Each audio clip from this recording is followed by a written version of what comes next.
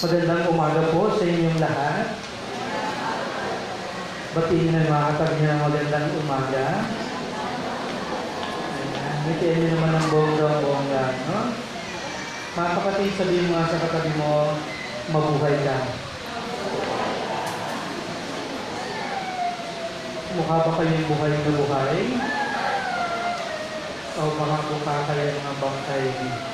Katulad ng mga nasa kabilang bakod natin, ano? Mga kapatid, itong mga nakaraang araw, lalo na ng November 1 at November 2, busy-busy kayo sa cemetery, di ba? Ipinagdiwang natin ang pestang patay at ang mga kaluluwa, no? Ng mga banal na lumao. Meron tayong kasabi, meron tayong kataga, di ba? Hindi lang natin sinasabi yung mga lumao natin mga sa buhay na patay. Hindi lang yung tawag natin sa kanila, di ba? Meron pa tayong ibang katawagan kapag yung tao ay namamatay. Sinasabi natin, sumakabilang buhay. Di ba? Sumakabilang buhay. Kasi pag sinabi natin namatay, parang hanggang na lang, tapos na. Pero pag sinabi natin sumakabilang buhay, ibig sabihin, hindi dito nagtatapos yung kanyang buhay. Meron pang buhay sa kabila. Kaya mukhang mas mainam sabihin sa mga namamatay natin lumao ay sumakabilang buhay. Diba? Sila ay mga sumakabilang buhay. Pero hindi lahat ay sumakabilang buhay. May ilan kasi sumakabilang bahay. Na, yung asawa din niya, no? Diba? Sumakabilang bahay. Kaya gusto niya na rin siya sumakabilang buhay. No? Total, sumakabilang bahay ka na, maging sumakabilang buhay ka na rin. Di ba? Ganun eh. Di ba? Kaya lang, yung mga dito, yung mga sa kabilang bahay, pag nagkasakit, bumabalik na. Pag may karamdaman na, bumabalik na. Mga kapatid, naniniwala ba kayo na mayroong muling pagkabuhay? Lahat ba ng pagpupunyagi natin dito sa buhay na ito, lalo higit sa pagpupunyagi natin sa ating pananampalataya, meron ba itong kahantungan? O ang buhay natin ay hanggang dito lang talaga? Mga kapatid, sa ating Ebanghelyo napakinggan natin ang ating Panginoon si Kristo na mayroong muling pagkabuhay. Mayroon pang buhay pagkatapos ng ating buhay dito sa lupa. Amen? Mayroong mga tao na hindi naniniwala sa ganyan. Diba? Iba nga kanilang paniniwala ay hindi lang resurrection. Ibang hindi yun, meron silang paniniwala reincarnation. Ano yung reincarnation? Halimbawa ako, tao ako, no? Pag ako ay namatay tapos ang muli kong pagkabuhay, hindi na ako tao, baka baboy ako, no? O kaya ipis. Kaya, ano pag nag-reincarnate, ano gusto mo? Palaka? Pero hindi tayo naniniwala doon. Ha? Para sa ating mga Kristiyano, wala reincarnation. Ang meron ay resurrection. Sabi nga po niyo, resurrection. Because we are Easter people. Ha? Si Kristo ay muling nabuhay, tayo rin ay muling bubuhay ng Panginoon. May mga taong hindi naniniwala ng panahon ng ating Panginoon sa Kristo sa muling pagkabuhay at muling bubuhay ng mga patay. At sino sila? Yung mga lumapit kay Kristo sa ating Ebanghelyo, sila yung mga Saduceo. No? Yung mga Saduceo ay hindi naniniwala na mayroong muling pagkabuhay. Sino ba mga Saduceo? Mga kapatid, sila po ay mga religious group ng panahon ng ating Panginoon sa Kristo. Sila ay mga Hudyo, pero meron silang natatanging paniniwala na wala nang muling pagkabuhay. Ang buhay ay hanggang dito na lang. Pero hindi sila sarado doon sa ganung kamalayan. Dahil noong unang panahon, sa mga unang lumang tipan, pinagdidibatihan pa talaga sa kanila kung meron bang buhay na walang hanggan. Pero nung dumating ang ating Panginoon sa Kristo, kung ikaw ay nanali kay Kristo, tapos ang usapan, si Kristo mismo ang nagsabi sa ating Ebanghelyo na mayroong muling pagkabuhay. Di ba? Lumapit yung mga Saduceo, gusto nilang siluhin si Kristo at meron silang tanong patungkol sa muling pagkabuhay. Merong isang babae, di ba? Nakapangasawa siya at napangasawa niya yung panganay na lalaki. At meron silang batas noon na nilagdaan ni Moises, sabi nila, kapag yung babae nag-asawa, tapos yung lalaki nag-asawa, at namatay yung lalaki na walang anak doon sa babae, yung sumunod na anak dapat pakasalan yung nabalo para sila yung magkaanak. Yun yung kanilang batas. At ang tindi ng ating ebanghelyo ngayon, may isang babae, namatay yung kanyang asawa na panganay na lalaki, ang ginawa ng pangalawang, pinakasalan siya, at namatay yung pangalawa, ganun din yung pangatlo namatay, hanggang 7 namatay. Ang lupit, nakapito. Isang babae, 7. May ganyan ba sa inyo? Diba? Hindi, Father, 3 lang ako eh. Huwag kang magalang na Father, dadagdagan ko pa. Diba? Namamatay. Lahat yun namatay. Diba nga, nakakatuwa eh, no? Namatay yung kanyang asawa niya lalaki. Siyempre, gusto yung mag-asawa. Diba, babang luksa, dapat pwede na mag-asawa. Ang tagal naman ng babang luksa, di ako mag-asawa. Yung iba nga, hindi ba nagbabang luksa, may kabit na eh, no? Yung iba nga, may sakit pa yung asawa eh. Tagal naman mamatay. So, pag naman, tagal naman magbubang luksa.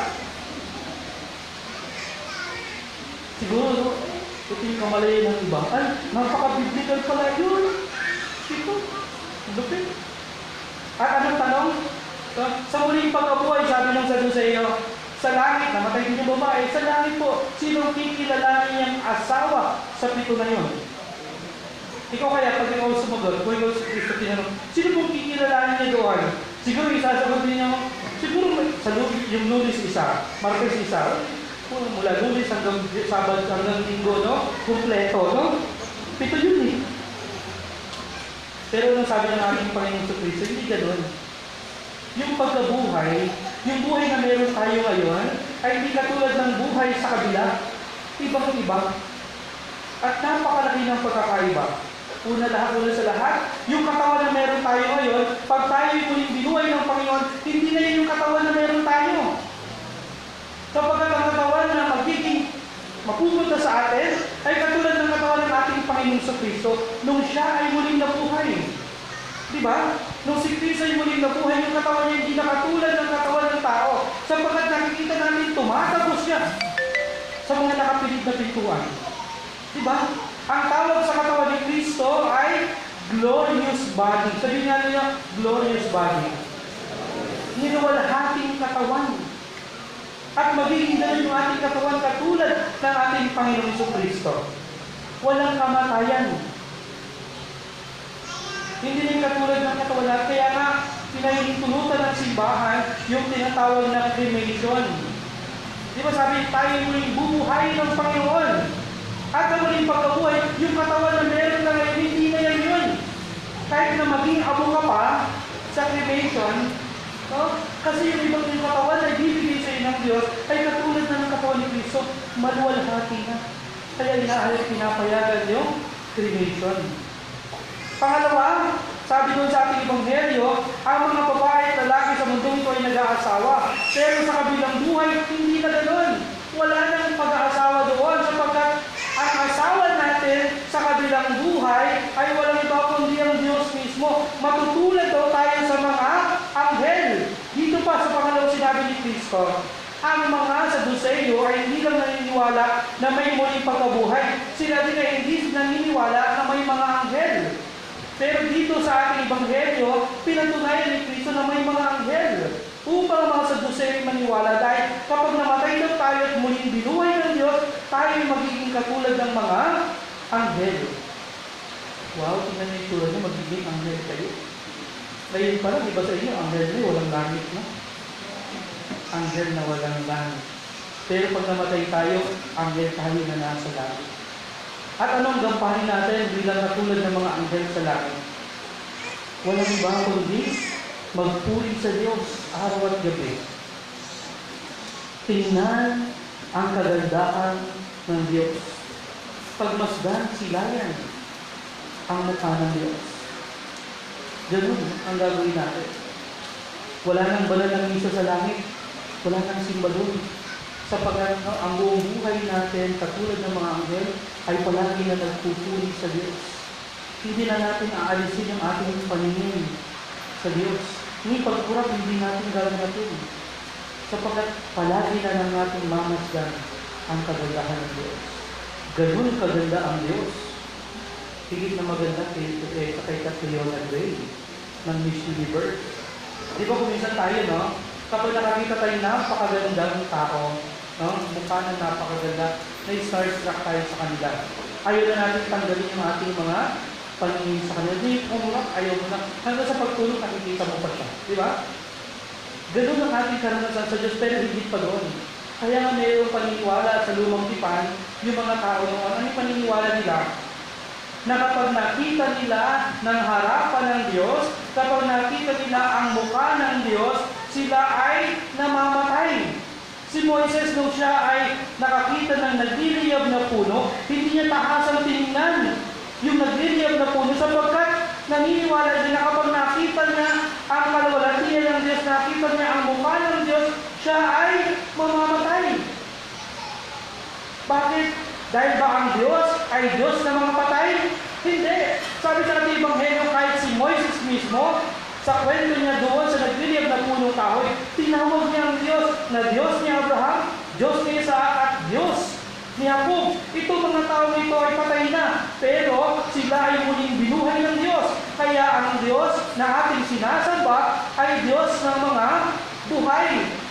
Kaya lang, ayaw nating makita, ayaw nilang makita ang mukha ng Diyos dahil sila ay mamamatay.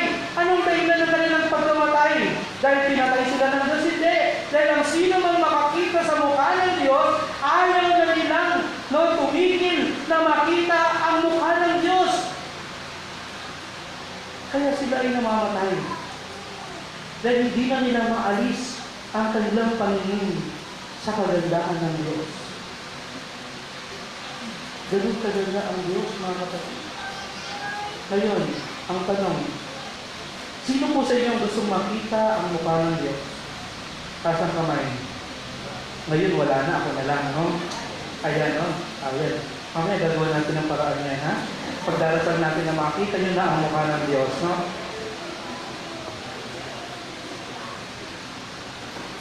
Ganun ang magiging gampanin natin kapag tayo huling binuhay ng Diyos.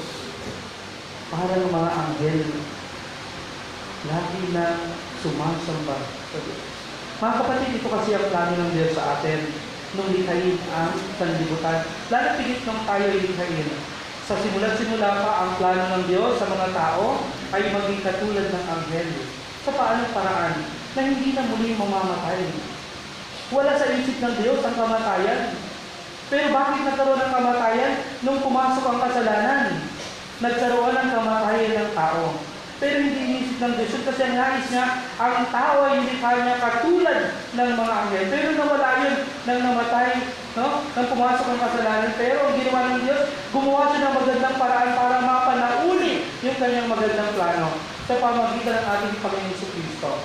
Sa kamatayan ni Kristo sa kanyang muling pagkabuhay, at dahil si Kristo ay muling nabuhay, tayo din ay muling bubuhayin ng Diyos. At yung plano niya na tayo matutulad sa mga anghel ay nagkaroon ng kaganapan sa pamagitan ng ating Panginoong Yesu Kristo. Pangalawa, o pangatlo, kapag tayo daw ay namatay, magiging anak na tayo ng Diyos.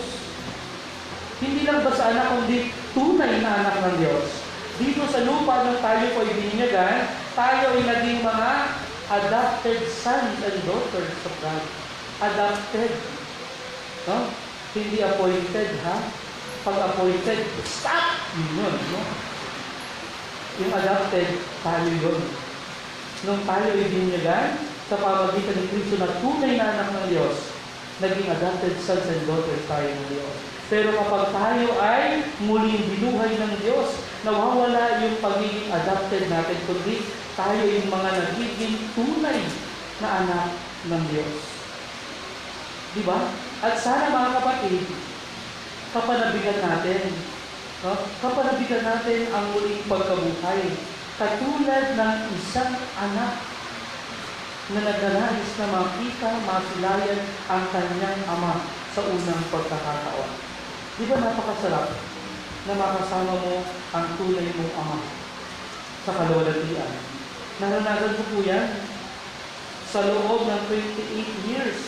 Yung tunay kong tatay, hindi ko pa po nakikita. 28 years yun, matagal nyo. 36 na po ako ngayon. Pero mukha lang akong 35. 28 years. Hindi ko pa nakikita yung tatay ko. Anong ginawa ko? Dahil sa pananabik na makita ko yung tatay ko, hinanap ko siya sa pamagitan ng Facebook. Tingnan ko yung pangalan ng tatay ko sa Facebook at nakita. Napatunayan ko mas gwapo ako sa kanya. Ang nagtututol mo unang makita ang Diyos. Totoo, yung pananabik, ganun din tayo mga kapatid. Dito sa lupa, hindi pa natin nasisilayan ang mukha ng Ama. At panabikan natin ito. Dahil sa muling pagkabuhay, tayo ay magiging mga tunay na anak ng Diyos. Katulad ng ating Panginoong Jesucristo. Kung paano si Kristo tunay na anak ng Diyos, magiging ganun tayo sa Kanya. Kaya kapanabikan natin. No? Ilagay natin ang ating pananampalataya sa muling pagkabuhay. At kapag tayo ay nanampalataya sa muling pagkabuhay, mga kapatid, magkakaroon ng mas malalim na kahulugan ang ating buhay dito sa lupa. Bakit? Sa ating unang pagbasa, napakinggan po natin sa ikalawang sulat sa Makabeo. May 4 na magkakapatid. Sila ay pinarurusahan at sila ay papatayin. Pero hindi alintana sa kanilang kamatay dahil meron silang malalim na pananampalataya sa muling pagkabuhay. Sabi ng isa, kahit patayin mo ako ngayon, naniniwala ako, bubuhayin ako ng Diyos. Ganun din sa ating mga kapatid. Kung ikaw ay may malalim na pananampalataya sa muling pagkabuhay, nasasaktan ka man ngayon, mayroong ka mang karamdaman ngayon, may pinagdaraanan ka man ngayon, dahil ikaw ay nananampalataya na muli kang bubuhay ng Diyos. Sasabihin mo sa sarili mo sa Diyos, oo, may sakit ako ngayon, pero balang araw, aalisin at papawiin ng Diyos ang ating karamdaman. Oo, nalulungkot ako ngayon, pero balang araw, sa muling pagkabuhay, aalinin ako ng Diyos. Oo, may suliranin ako ngayon, may problema ako ngayon, pero balang araw, ang Diyos ang mag-aalin sa akin, sa aking katayuan. Mga kapatid, kapag tayo ay may malalim na pag-asa sa muling pagkabuhay, lahat ng pinagdadaanan mo ngayon ay magiging mas makahulugan. Dahil ang Diyos ang magbibigay kahulugan sa lahat ng ito. At dadalhin ka niya sa mas malalim na pag-asa at pag-asa na makasama siya. Nakakalungkot lang mga kapatid, bagamat tayo mga Kristiyano, kuminsan katulad din tayo ng mga Saduceo, hindi naniniwala sa muling pagkabuhay. Sa paanong pamamaraan, may iba sa atin, parang ang tingin nila ang buhay ay hanggang dito lang sa lupa. Bagamat sila ay Kristiyano, iba sa atin, walang pakialam sa kabilang buhay. No? Barkada dito, barkada doon. Diba? Gimik dito, gimik doon. Diba? Gala dito, gala doon. Kasalanan dito, kasalanan doon. Kahit araw ng linggo, hindi na nagsisimba. Hindi na nagdarasal. Para baga ang buhay ay hanggang dito lang. Para sinasabi, may ilang ang buhay, enjoy natin. Diba? Oo, may ilang buhay dito. Mahaba ang buhay sa kabila. At para matamo natin ang buhay na mahaba sa kabila, dapat dito pala, yung hindi ng buhay, gamitin na natin upang matapin natin ang buhay na walang hanggan. Amen. Magsitayo po ang lahat. Sumasampalataya ako sa Diyos. Na may gawa ng langit at lupa, sumasampalataya ako kay Jesucristo, iisang anak ng Diyos, Panginoon nating lahat. Nagkatawang tao siya, lalaki ng Espiritu Santo, ipinanganak ni Santa Maria Virgen, pinapakasakit ni Poncio Pilato, ipinako sa krus, namatay, inilibing, nanawag sa kinaroroonan ng mga yumao, ng kahikatlong araw na buhay na maguli, umakyat sa langit, nalulog sa kanan ng Diyos ang makapangyarihan sa lahat. Doon nagmumulang paririto at hukom sa nabubuhay at nakamatay na tao. Sumasampalataya naman ako sa Diyos Espiritu Santo, sa banal na simbahang katolika, sa kasamahan ng mga banal, sa kapatawaran ng mga kasalanan, sa pagkabuhay na muli ng nangamatay na tao, at sa buhay na walang hanggan. Amen. Manalangin tayo sa Diyos na may akda ng ating buhay at kapag ginawa niya tayo sa ating pagtiral sa mundo ito. Ang ating tutugon, Panginoon ng buhay, binigay mo kami. Panginoon ng buhay, ibigay mo kami. Para sa mga obispo, pari, relihiyoso at misyonero, huwag nawa silang panghinaan ng loob sa mga hamon ng pagbabago at maging lalong masigasig sila sa pagpapahayag ng Ebanghelyo. Manalangin tayo.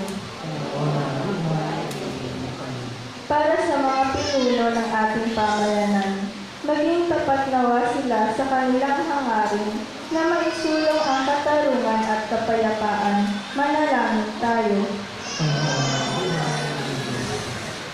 Para sa mga kapatid natin mayroong matinding pinagdaraanan, naway matulungan natin sila sa pamamagitan ng ating buhay na presensya. Manalangin tayo. Para sa mga may sakit, naway makasumpong sila ng lakas at pag-asa sa Diyos na patuloy na nagbibigay buhay. Manalangin tayo. Para sa mga pumanaw na, lalo na sina Ambrosio P. Pascua, Violeta Pascua, Julie Pascua, John Paul Pascua, Pipik Elliot, Maria Estrella Arboladora, at Reynaldo Greje. Makarating nawa sila sa buhay na ipinangako ng Diyos. Manalangin tayo. Sa ilang sandali ng katahimikan, ating ipanalangin ang baransang nila Richard Macalino, Clarice Ahad, Margaret Calianta, Christine Cedinho, Demarina Uy, Roby Albaracin, DJ Bakiran, Mag Abata, Laura Alfiler, Andrea Fuentes, Dalian Baaco, Lorelei Santos, Batch 4E 2019 at Batch RE 2014. At ang iba pang pangangailangan ng ating pamayanan, pati na rin ang ating pansariling kahilingan. Manalangin tayo. Para sa pasasalamat ng Reyes Garden, manalangin tayo. Ama, tinataos namin sa iyo ang aming mga panalangin sa ngalan ng iyong anak na nagmamahal sa amin at inianay ang kanyang buhay upang kami magkaroon ng bagong buhay sa piling kasama ang Espiritu Santo magpasa sa walang matay. Amen. At inialay ang ating mga mundo sa gambanan ng Panginoon.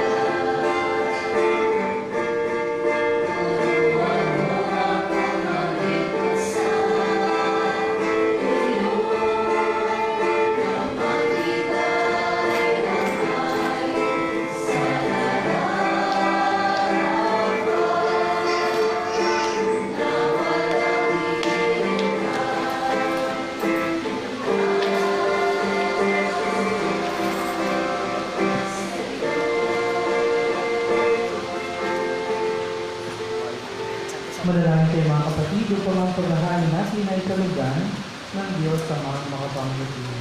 Tanggapin nawa ng Panginoon itong paghahari sa iyong mga kamay, sa kapulihan at karangalan sa ating kapakinabangan at sa buong sambayanan niyang banal. Ama naming lumikha, kalugdan mo ang paghahain ng mga nating tipon dito upang ang aming dinadala sa pag-aalay ng sarili ng anak mo ay aming sinabangan sa kanyang pamagitan kasama ng Espiritu Santo magpara sa walang hanggan. Amen. Sumayin niyo ang Panginoon, At sumaiyo rin. itaas sa Diyos sa inyong puso at diwa. Tinaas na namin sa Panginoon. Pasalamatan natin ang Panginoong ating Diyos. Marapat na siya'y pasalamatan. Ama naming makapangyarihan, tunay na marapat na ikaw ay aming pasalamatan sa pamagitan ng Yesu Cristo na aming Panginoon. Siya ay naging kapwa namin maaasahan upang may mangunang umako sa pananagutan dahil hangad mong magbago ang pinangis ng pagkakanya-kanya ng sangkatauhan. Bunga ng pagtitiis siya ay nanaig at ang kamatayan ay kanyang nalupi. Kaya't siya ang aming daan para aming masapit ang iyong tapat at maaasahang pag-ibig. Kaya kaysa ng mga anghel, may sisiawit ng papuri sa iyo nang walang humpay sa kalutan. Kami nagbubunyi sa iyong kadakilaan.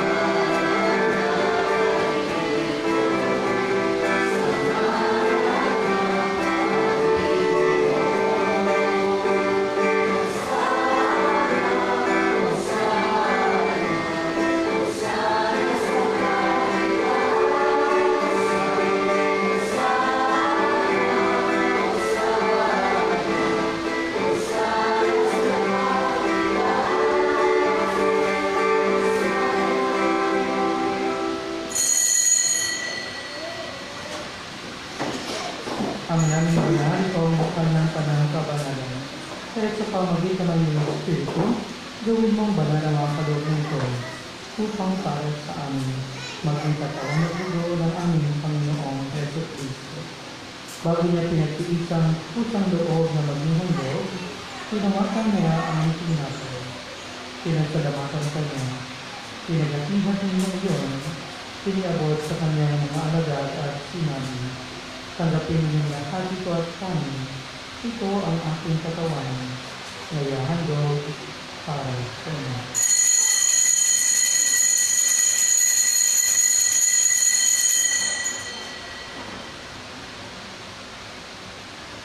Hindi naman nung matapos ang hapunan, tinawagan niya ang kalis. Muli kanya pinagsalamatan. Piniabot niya ang kalis sa kanyang mga alagad at sinabi, tanggapin niyong lahat ito at inumin. Ito ang kalis ng aking dugo, na bago at walang hanggang tipan. Ang aking dugo ay bubugol para sa iyo at para sa lahat, kay kapagpapatawad ng mga kasalanan. Gawin niyo ito sa pag-aalala sa akin.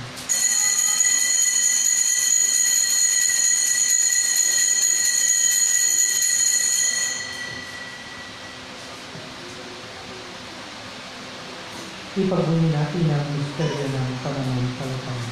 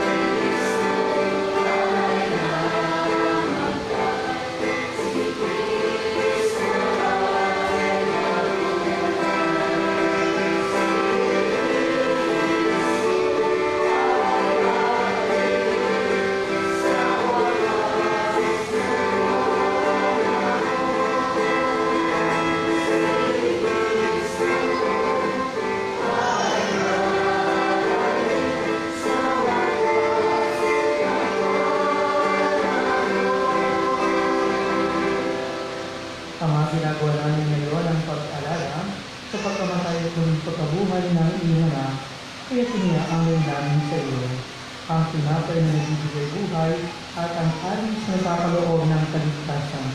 Kami nagpapasalamat dahil kami yung minarapat na tumayo sa harap mo para maglingkod sa iyo. Isinasama namin kami magpagsalo-salo sa katawan at dugo ni Kristo ay mabuklod sa pagkakaisa sa pamamagitan ng Espiritu Santo. Ama, singapin mo ang iyong simbahang laganap sa buong daigdig. Puspusin mo kami sa pag-ibig. Kay San Francisco na aming Papa at ni Bartolome na aming Obispo ng Tanang Kapalian. Alalahanin mo rin ang mga kapatid namin na hinay na may pag-asang sila ng mabubuhay. Gawin din ang lahat ng mga pumanaw. Kaawaan mo sila at patuloyin sa iyong kaniwalagan. Kaawaan mo at pagindapatin kami lahat na makasalo sa iyong buhay na walang wakas. Kay isa ng mahalaga rin Maria ng Nanang Diyos, si San Jose na kanyang kabiyak na puso. Kay isa ng mga apostol, si San Tiago, at ng lahat ng mga banal na namuhay dito sa daigdig ng kalagutugod sa iyo, may pag-iunawa namin ang pagpupuri sa ikararangal mo sa pamamagitan ng himarap na aming Panginoong Jesucristo. Sa pamamagitan ng Kristo, kasama niya at sa Kanya, ang lahat ng parangal at papuri ay sa iyo, Diyos sa mga makapangyarihan, kasama ng Espiritu Santo magpas sa walang hanggan.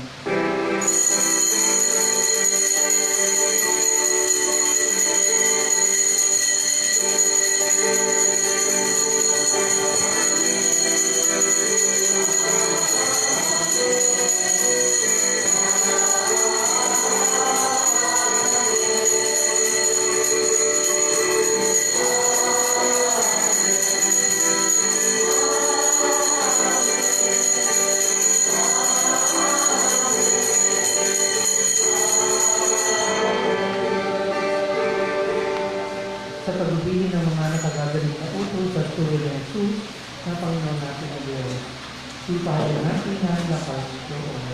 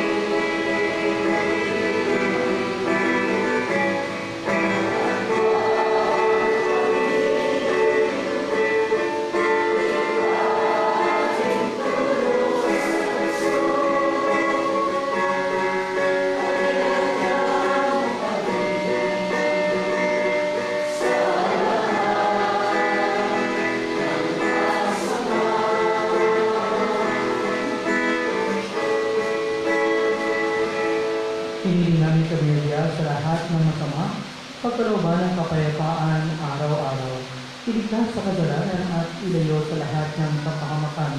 Samantalang aming pinananabitan ang dakilang araw ng pagpapahayag ng tagapagligtas namin si Jesucristo. Sapagkat iyo ang kaharian at ang kapangyarihan at ang kapurihan magpakailanman. Amen. Panginoon Jesucristo, sinabi mo sa mga apostol, kapayapaan ang iiwan ko sa inyo. Ang aking kapayapaan ang binibigay ko sa inyo. Sumayin mo ang aming pananampalataya at huwag ang aming mga pagkakasala. Pagkalooban ng Panginoon kapayapaan at pagkakaisa ay sa kalooban, kasama ng Espiritu Santo magpas sa walang hanggan.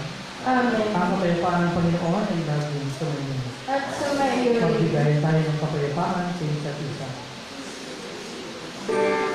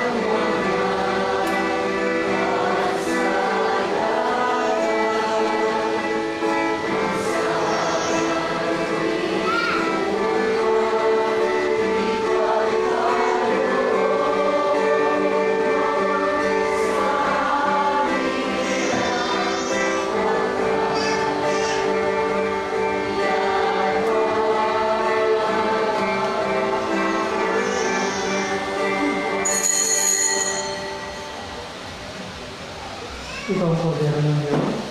Ikaw nag-aalis ng mga kasalanan ng sanlibutan. Kapalag ang mga inaanyahan sa kanyang piling. Panginoon, hindi ako karapat-dapat na magpatuloy sa iyo. Ngunit sa isang salita mo lamang ay gagaling na ako.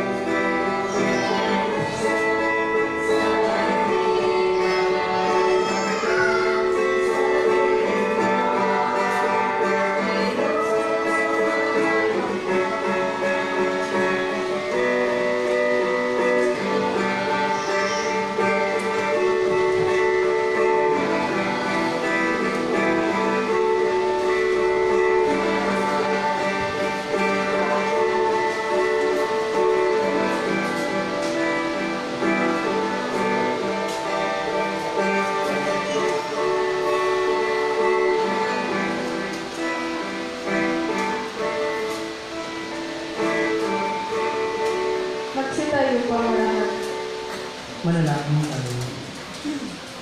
Ama namin mapagmahal, tinatanaw namin ang utang na loob ang banal na pakikinabang at inulog namin ng Espiritu Santo ay mag-umapaw sa kalooban namin kanyang tinigid ng iyong kadakilaan upang ang karunahang loob ay manatili sa aming palagian sa pamagitan ng Kristo kasama ng Espiritu Santo magpa sa walang hanggan. Amen. Maraming salamat po sa lahat ng mga nag-iisip sa atin sa balalang ito, sa mga nag-alay. Maraming salamat po sa inyo at lalo higit sa inyong lahat ng mga nagsimba. Maraming salamat po sa inyong presensya. Palakpakan natin ang bawat isa. Magsipo po muna ang lahat para sa iyong paalala.